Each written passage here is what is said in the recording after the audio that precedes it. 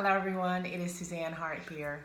And today I wanted to talk a little bit about this thing called health and wellness. And as I open this discussion, I want to share something that my doctor said to me many moons ago that really created the path that I'm on today and totally actually changed my life. And I remember sitting in his office not feeling well and convinced that there was something wrong with me.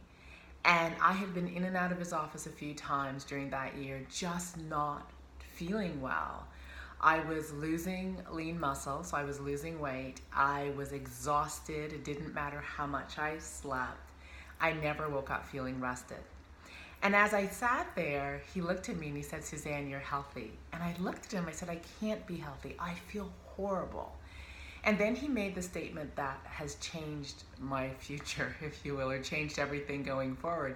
He said to me, Suzanne, you're healthy, but you're not well.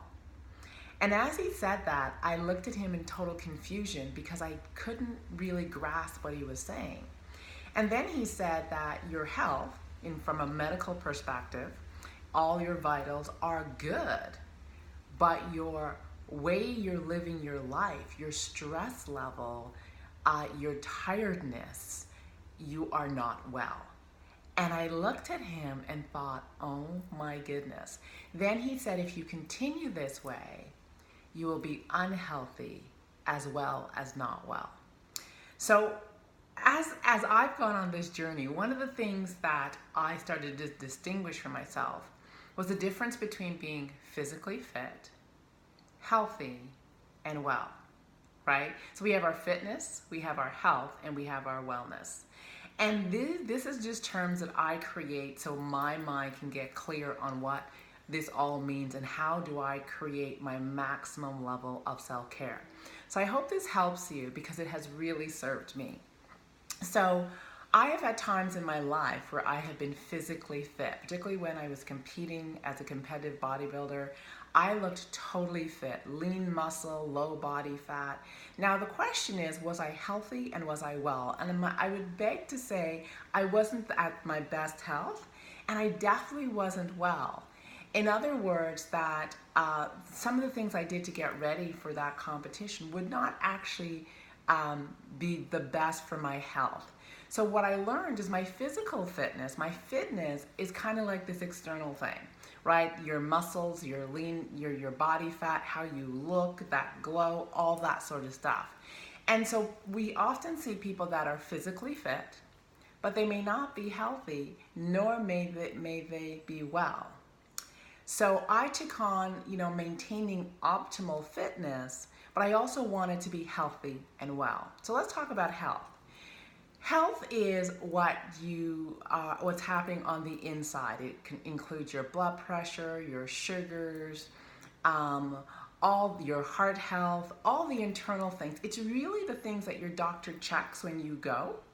And they're really created through your eating, your rest, your hydration, your recovery, all those wonderful stuff. So it's internal.